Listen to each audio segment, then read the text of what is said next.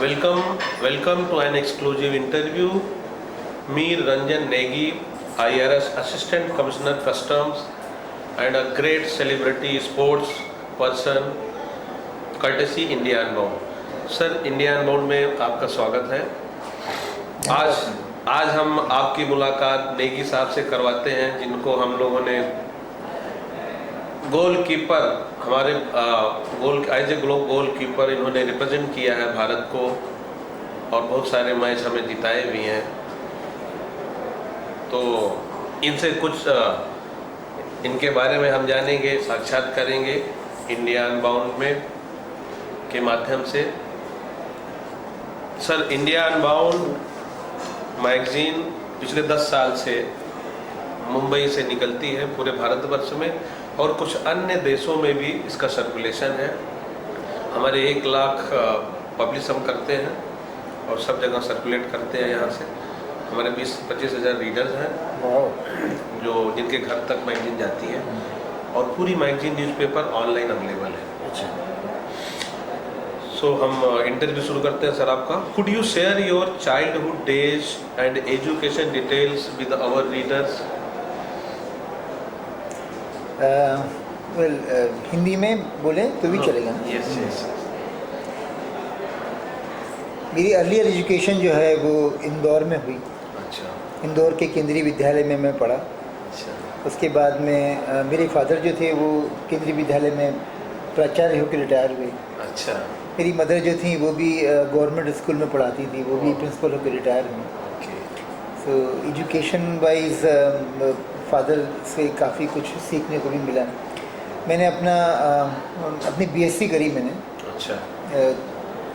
वो एमवीएम से करी, भोपाल चला गया था जब मैं 2 साल मैंने BSc first year second year Indore में किया। उसके बाद में मेरी एजुकेशन के बाद में मैं भोपाल गया।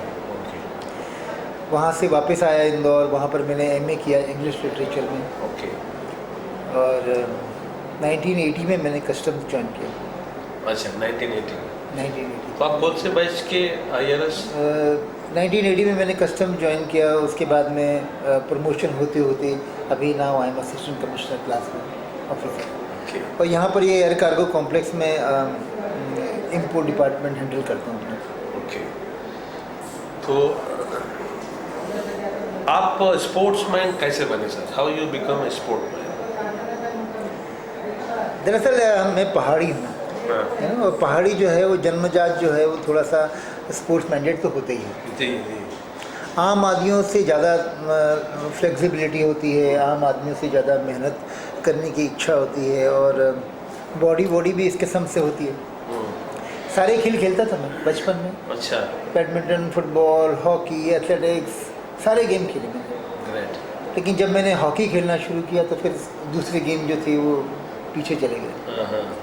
और ऑल इंडिया यूनिवर्सिटी की टीम में रहा मैं कई साल। वहाँ से मैं जूनियर इंडिया टीम में आया, बाद में सीनियर इंडिया टीम में आया। World cup, Asian games, Asia cup, बहुत सारे टेस्ट मैचेस हम लोगों ने पाकिस्तान के साथ में खेले। बहुत सारे मैचेस हिंदुस्तान पे जिता के दिए। और उसके बाद में जो वो एक मैच हुआ जिसने मुझे एकदम धरातल पे गिरा दिया, वो था 1982 एशियन गेम्स का मैच। पहला फर्स्ट मैच आपका अंतर्राष्ट्रीय फर्स्ट मैच कौन से साल में आपने खेला? मैंने 1978 में पहली बार जर्मनी के खिलाफ खेला। Okay, great. 78। और हिंदुस्तान को आप पहली बार कब मैच जिताए? मैंने हिंदुस्तान को बहुत सारे मैचेस जिता के दिए। मुझे याद है 1981 में हम लोग यूरोप के दौरे पर गए थे, इंडिया की टीम थी और वो विश्व कप की तैयारी कर रही थी। तो हमारा मुकाबला वहाँ पर हॉलैंड से हुआ। अच्छा। हॉलैंड की टीम जो थी वो बहुत तगड़ी टीम थी। 5 साल से उन्होंने हिंदुस्तान को जीतने नहीं दिया था। अच्छा। उनके एक पेनल्टी कॉर्नर स्पेशलिस्ट हुआ करते थे, पॉल रिचर्ड, ज़बरदस्त पेनल्टी कॉर्नर मारते थे। उनके प्लेयर थे टाइस क्रूज, बहुत बढ़िया पेनल्टी स्ट्रोक मारते थे। वर्ल्ड में उनके खिलाड़ी नामचीन खिलाड़ी में गिनती थी उनकी। लेकिन उस दिन मैंने उनके सारे पेनल्टी कॉर्नर्स को रोका। मैंने गेम के दौरान एक पेनल्टी स्ट्रोक रोका और बहुत लंबे अंतराल के बाद में हिंदुस्तान को हम लोगों ने वहाँ पर जीत दिलाई। ग्रेट। हाँ, अभी जो 1982 एशियन गेम्स में जब हिंदुस्तान पाकिस्तान का मैच चल रहा था, उस टाइम पे काफ़ी आपको आपके ऊपर प्रेशर था, फिर आपको काफ़ी क्रिटिसाइज भी किया गया, उसके बारे में कुछ बताएं। दूसरी बार एशियाई खेलों का आयोजन जो था वो दिल्ली में हो रहा था। अच्छा। और हमारी prime minister Mrs Indira Gandhi थी। ओके। हमारे जो स्पोर्ट्स मिनिस्टर थे वो मिस्टर बूटा सिंह थे उस ज़माने में। ओके। राजीव गांधी जी थे, वो है ना कांग्रेस अपने पायलट की नौकरी छोड़कर, इंडियन एयरलाइंस की पायलट की नौकरी छोड़कर सियासत में उस समय कदम रख रहे थे। अक्सर वो एशियन गेम्स के विलेज में आते थे जहाँ हम लोग रहते थे, और वो कहते थे कि तुम लोग जीतो तो हम तुम्हें यहाँ पंजाब में ट्रकों में घुमाएंगे, तुम्हें ये करेंगे, तुम लोगों का प्रमोशन हो जाएगा। लेकिन इन सब बातों ने ना हमारे को थोड़ा सा मतलब हमारा टेंशन बढ़ा दिया। अच्छा, प्रेशर बढ़ा दिया। हमारी टीम जो थी वो प्रेशर के अंदर के अच्छा नहीं खेली फाइनल से। अच्छा। और पाकिस्तान ने हिंदुस्तान के ऊपर 7 गोल मारे। तो उन 7 गोलों के साथ में लोगों ने ये कहा कि कैसे एक टीम इतने बुरी तरह से हार सकती है। किसी अखबार ने लिखा कि नेगी ने 1 गोल का 1 लाख रुपए लिखा। उसके बाद में जो कुछ हुआ वो शायद कम था जो आप लोगों ने चक देख लिखा। कहीं जाते थे तो लोग पत्थर मारते थे, गाली बकते थे। डिपार्टमेंट कस्टम डिपार्टमेंट में लोग बात नहीं करते थे। वो बोलते थे कि आपकी सीबीआई इंक्वायरी आ रही है, पेपर में आया है सीबीआई इंक्वायरी हो रही है, आप अरेस्ट हो जाओगे, ऐसा वैसा। बहुत ख़राब रहा मतलब। ये दौर कितने साल तक चला इस तरीके से? ये दौर 16 साल चला। अरे बाप रे, पूरा मतलब लाइफ ही इसको झेलते झेलते ख़त्म हुआ। लेकिन 16 साल में पांडे जी एक दिन ऐसा नहीं गया होगा जब मैं मैदान में नहीं गया। Oh great. और वो रोज़ मैदान में जाके मैं ट्रेनिंग करता, हाँ, और वेट करता था किसी दिन बनाएंगे। तो 1998 में पहली बार जब एशियन गेम्स हुए, तो जो मेरा दोस्त था जो मेरे साथ में कंबाइंड यूनिवर्सिटीज़ की हॉकी टीम में खेलता था, वो इंडियन हॉकी फेडरेशन का जनरल सेक्रेटरी बना। अच्छा। तो उसने मेरे को कोच करके पहली बार एक चांस दिया। ग्रेट।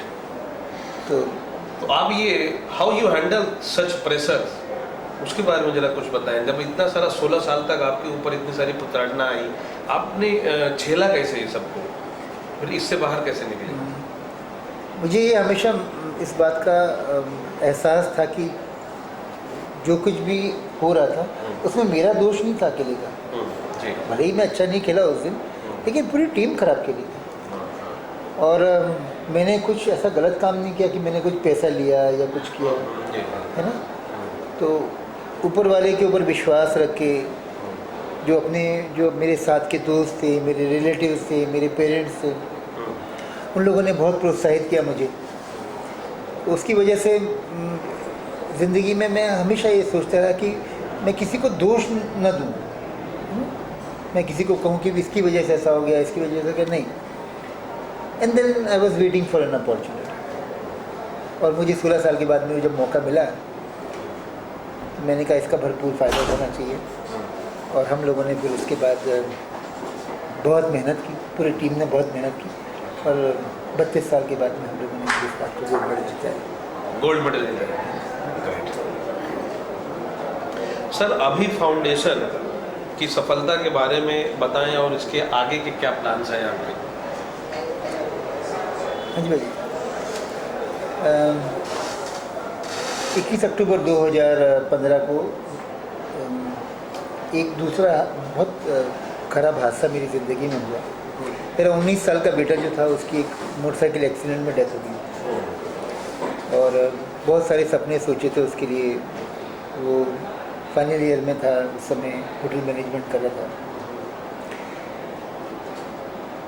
उसके 13वीं जिस दिन थी, उस दिन ये ऑफ़र आया मुझे चक दे इंडिया फिल्म करने का। और फिर हम लोगों ने उसमें इन्वॉल्व हुए। वो लड़कियों को हम लोगों ने ट्रेनिंग दी, पिक्चर बनी, बहुत अच्छी पिक्चर बनी। तो फिर हम लोगों ने एक फाउंडेशन बनाया, अभी फाउंडेशन। इसमें हम लोग खेल के माध्यम से अपने जो खिलाड़ी लोग हैं, खासकर अंडर प्रिविलेज बच्चे, उनके, हाँ, यंग टैलेंट्स, उनके अंदर एक जोश भरते हैं, उनके अंदर एक फाइट बैक पैदा करते हैं। तो एक कोशिश है हमारी, हमारे हमारे काफ़ी बच्चे जो हैं वो इंडिया टीम में खेल रहे हैं, अच्छा, ग्रेट। और हमारी लड़कियां जो हैं वो भी काफ़ी अच्छी प्रोग्रेस कर रही हैं, कुछ लड़कियां यूनिवर्सिटी वगैरह खेली हैं। तो ओवरऑल एक कोशिश है अपनी तरफ से, लोगों का सपोर्ट मिलता है, लोगों का प्यार मिलता है, ये अच्छा करने की एक जज्बा पैदा होता है। ग्रेट। अभी हाल ही में आपको एक लाइफ टाइम अचीवमेंट अवार्ड मिला, एस&टी खेल पुरस्कार। जी, उसके बारे में आप अपनी फीलिंग्स बताएं। एक बहुत लंबा सफ़र रहा ज़िंदगी का, और वो सफ़र जो था वो भोपाल से शुरू हुआ। जी। तो जब भोपाल के लोगों ने, मध्य प्रदेश के लोगों ने ही पीठ थपथपाई, तो ऐसा लगा कि जितनी मेहनत हमने करी वो सफल हो गई। तो अभी 3 दिन पहले ये लाइफ टाइम अचीवमेंट अवार्ड मिला, और एक अच्छे से फंक्शन के अंदर उसी शहर ने जहाँ से मैंने अपना खेल का जीवन शुरू किया था, वो सम्मान दिया, अच्छा लगा था। Okay, good. There is always a talk about the levels of being match fit. Match fit. Do you think this would be the area of concern when we tackle the big giants of muscles from Europe? हाँ, actually देखा जाए तो जो foreign players हैं they are well built, हम लोगों से ज़्यादा वेल बिल्ट रहते हैं, हाइट, हेल्थ, स्पीड, स्टेमिना, हर चीज़ में हमसे अच्छे हैं। Okay, yeah. तो जो हमारे अभी नए प्लेयर्स आ रहे हैं, अगर देखा जाए तो वो लोग भी तगड़े हैं बहुत, और हमको अगर compete करना है अंतर्राष्ट्रीय हॉकी में, तो हमारे प्लेयर्स को इस मामले में बहुत आगे आना होगा।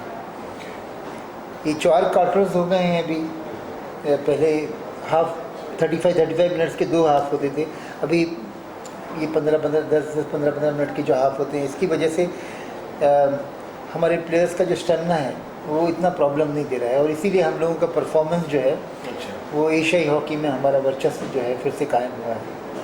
Okay. What is the most important thing you have learned in your life as a goalkeeper? As a goalkeeper, you take goals every day. Means you concede goals. You make mistakes every day. And from each mistake, you learn something. And the best part of it is that you should never give up. You know? You never blame yourself. गोल खाया and then you become very अरे यार नहीं, चाहे कितनी भी मुश्किलें आए life में, चाहे कितने भी गोल हो जाएं आपके ऊपर, आपको फिर से फाइट बैक करना है, आपको और अच्छा प्रदर्शन करना है और अच्छा खेलना है।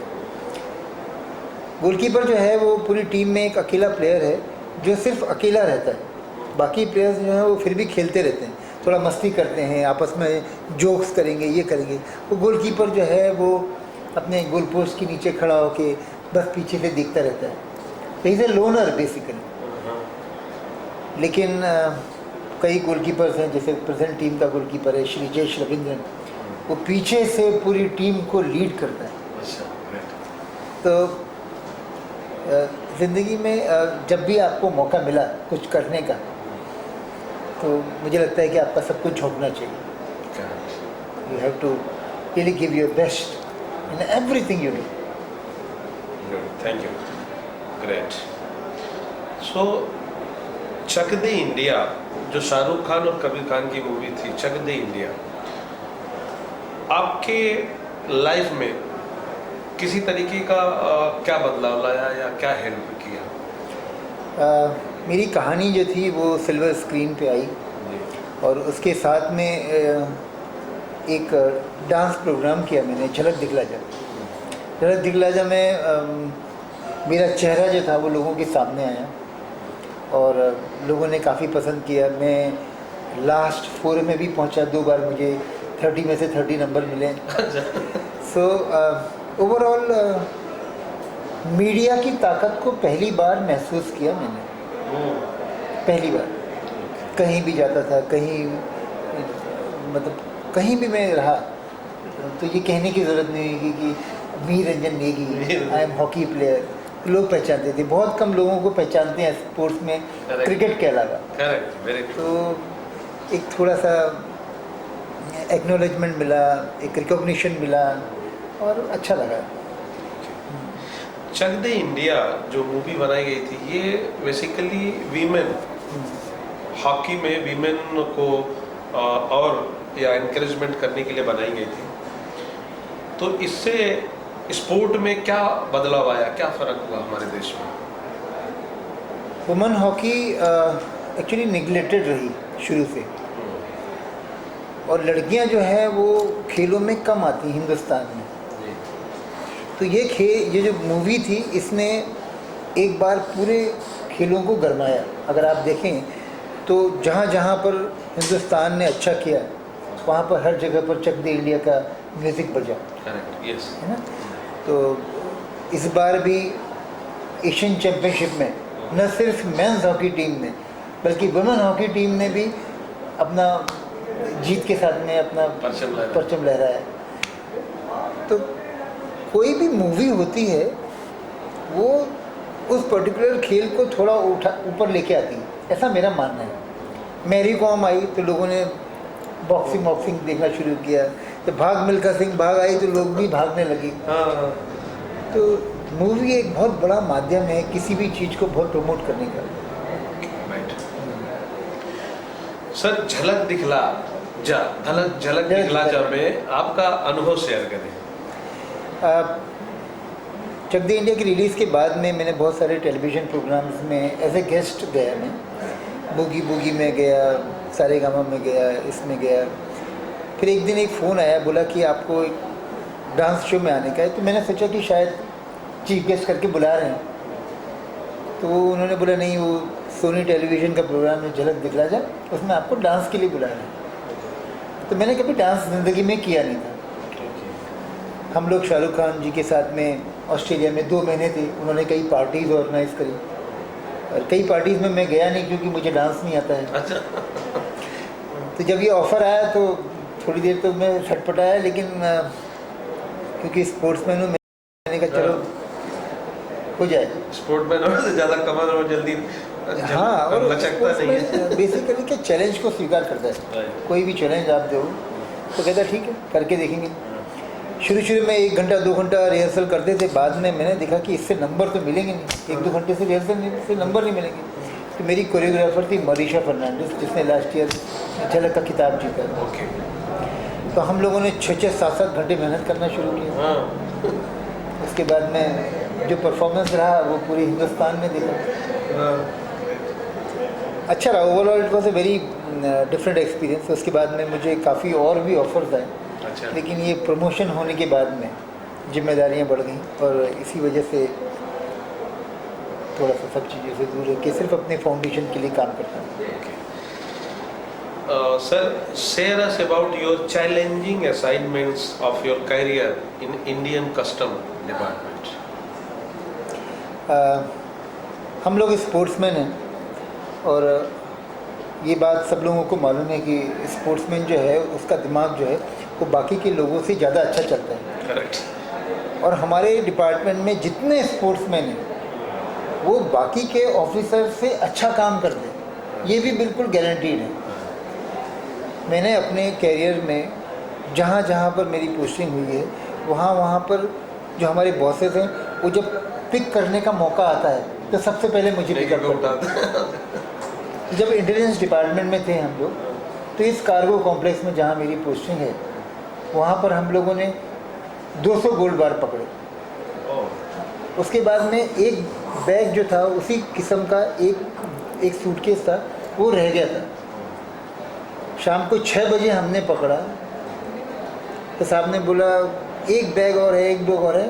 फिर रात को 12 बज गए, 1 बज गए, सुबह 6 बज गए। मैंने कहा साहब नहीं मिला, तो उन्होंने बोला आ जाओ, but I never give up.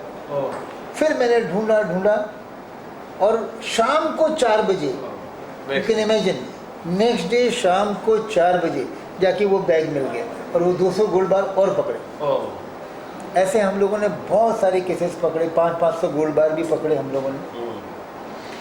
लेकिन डिपार्टमेंट ने बहुत सहयोग किया है, हमेशा हर चीज़ में मुझे आगे किया है। इनफैक्ट पिछले कैलेंडर में भी मेरा फ़ोटो था। अच्छा। कॉफ़ी टेबल बुक्स में फ़ोटो है, और गोवा की म्यूज़ियम में भी मेरी फ़ोटो लगाई है उन्होंने। I am very grateful to my department for giving all assistance and support. Okay. Sir, please give us your role, brief role as a assistant commissioner custom. यहाँ पर कार्गो में करीब 2000 कंसाइनमेंट्स रोज आते हैं, इंपोर्ट होते हैं यहाँ पर, और बहुत बड़े बड़े एक्रेडिटेड क्लाइंट्स होते हैं, रिलायंस है, GE है, बहुत बड़े बड़े उनके कंसाइनमेंट्स यहाँ पर आते हैं. मोस्ट ऑफ द कंसाइनमेंट्स आजकल रिस्क मैनेजमेंट सिस्टम के थ्रू डायरेक्ट जाते हैं, और हम लोग यहाँ पर सिर्फ ये देखते हैं कि कोई आदमी गड़बड़ तो नहीं कर रहा. हम लोग इसको फैसिलिटेटर करके वहाँ पर काम करते हैं, और बहुत सारे बदलाव यहाँ पर लेके आने की कोशिश की है मैंने, और सब कुछ बहुत अच्छा चला. आपके अपकमिंग प्लान्स क्या हैं कस्टम डिपार्टमेंट के? कस्टम डिपार्टमेंट में आने वाले 2 सालों में मैं रिटायर हो जाऊंगा, और 2 साल के बाद जितना भी और दूसरा वक्त मिलेगा, हर बार कोशिश करेंगे कि कुछ नया करें. आप as a assistant commissioner custom, आप चैलेंजेस क्या मानते हैं? आप यहाँ पे ज़्यादा चैलेंजेस क्या हैं आपके लिए? पहले और आज में बहुत बड़ा फ़र्क हो गया है. एक गवर्नमेंट सर्वेंट जो है वो इंपोर्ट को फैसिलिटेट करता है, मतलब उसको स्मूथ तरीके से सारा का सारा काम हो विदाउट एनी प्रॉब्लम, इस तरीके से उसको देखता है. न सिर्फ उसमें रोड़े अटकाना, ज़बरदस्ती के उसकी गलतियां निकालना, है ना, पंगे करना. अगर जितने भी कंसाइनमेंट्स आते हैं उसमें से करीब 95-96% वही कंसाइनमेंट्स होते हैं जो बिल्कुल रेगुलर बेसिस पे आते हैं, और रोज़ वही के वही सेम कंसाइनमेंट्स आते हैं. तो स्मूथ तरीके से सारा का सारा काम चले, जो असामाजिक तत्व हैं वो यहाँ आसपास दिखाई न दें, और हमारा जो रेवेन्यू है वो बढ़े, इसका सारा का सारा प्रयास हम लोग करने की कोशिश करते हैं. Okay, great. आपने अपने कार्यकाल में कभी पॉलिटिकल, राजनीतिक प्रेशर का अनुभव किया है, या राजनीतिक प्रेशर में कभी आए हैं किसी काम के लिए? प्रेशर तो न तो मैं लेता हूँ और न देता हूँ एक्चुअली. लेकिन यह है कि जितने भी पॉलिटिशियंस रहे हैं, और जितने भी बॉलीवुड के सितारे रहे हैं, जितने भी क्लास वन रहे हैं, सबसे कहीं ना कहीं मेरा टकराव हुआ. अच्छा. चक दे रिलीज़ हुई, उसके बाद में राहुल गांधी जी ने बुलाया, मेरी 25 मिनट उनके साथ में बात हुई, है ना.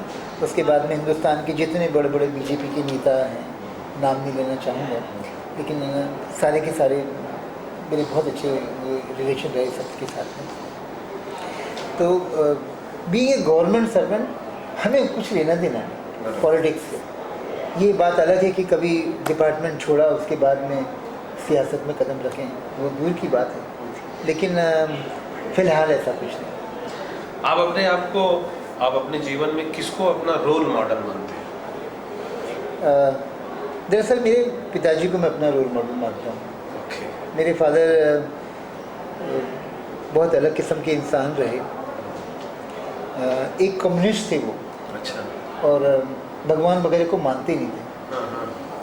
लेकिन ज़िंदगी के 60 साल 65 साल के बाद में उन्होंने एक दिन मुझे बुलाया और कहा, बेटा मैं तुमसे कुछ कहना चाहता हूँ. मैंने कहा बोलिए डैडी. तो कहने के there is something called God. तो मैंने कहा आपने पूरी ज़िंदगी निकाल दी नास्तिक रह के, और अब 65 की एज में बोल रहे हो.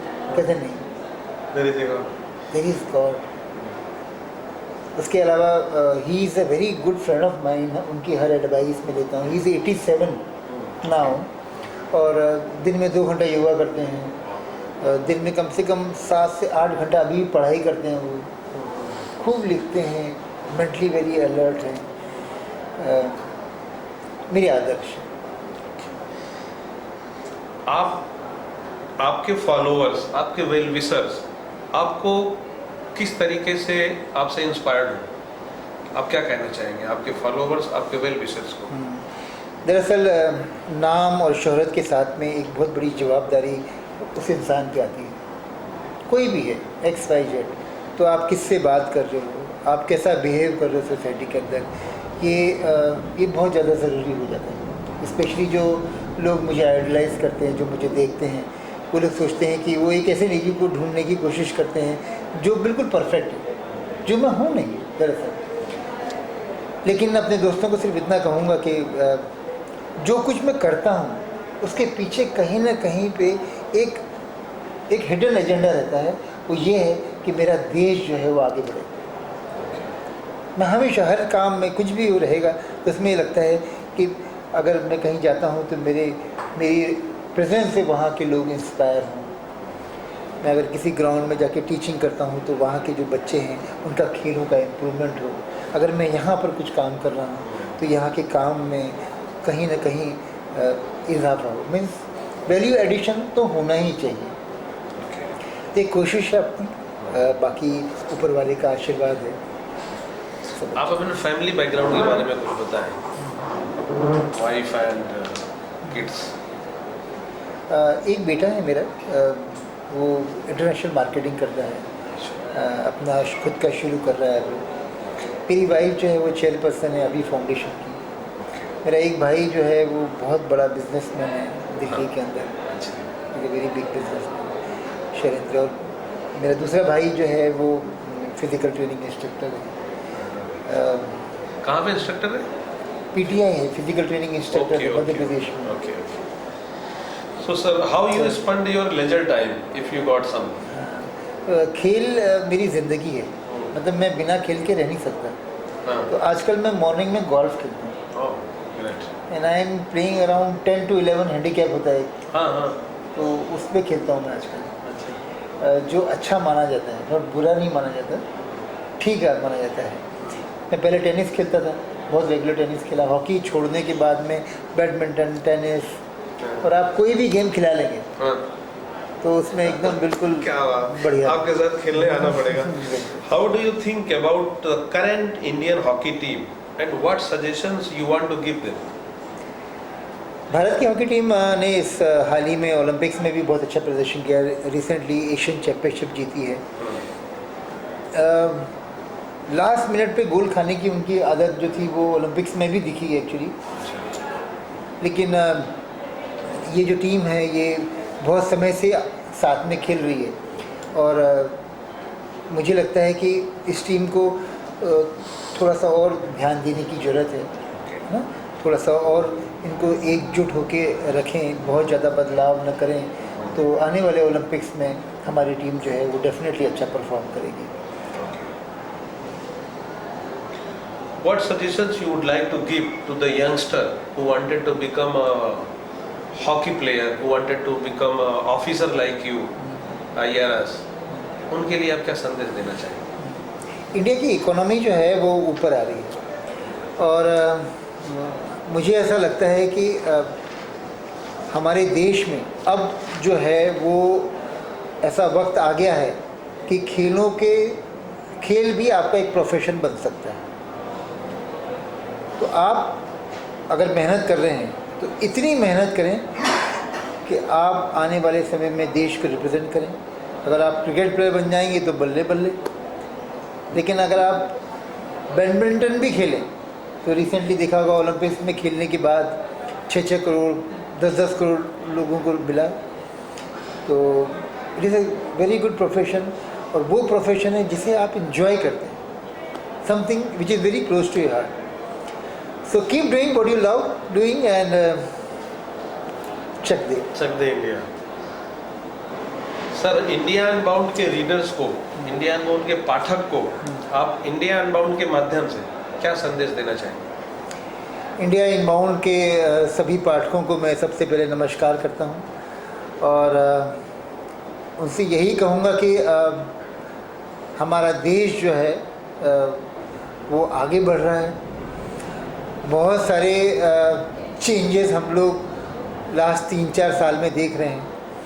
सफाई को लेकर है, पैसे को लेकर है, भ्रष्टाचार को लेकर है। जो युवा पीढ़ी है उसके कंधों पर एक बहुत बड़ी जवाबदारी जो है वो आने वाली है। कहीं से कहीं तक मैं समझता हूँ कि किसी भी चीज़ से घबराने की ज़रूरत नहीं है। In the sense economy is growing, तो आपको बाहर जाने की ज़रूरत नहीं है, पैसे का प्रॉब्लम नहीं होने वाला है, सब कुछ अच्छा होने वाला है। सिर्फ छोटी छोटी बातों को ध्यान दें और अच्छे से अच्छा करने की कोशिश करें। Many goals, one nation. Many Right. Goals one nation. Thank you very much Tegi साहब, इंडिया अनबाउंड में आपने अपना कीमती समय दिया, इसके लिए आपका बहुत बहुत आभार। और हम भगवान से कामना करते हैं आपको लंबी उम्र दे, और आप हमारे देश के लिए इसी तरीके से हमारे यंगस्टर के लिए उनका गाइडेंस बने और देश के लिए सेवा करते रहें। बहुत बहुत धन्यवाद sir. Thank you Thank you thank very you much. बने जी आप।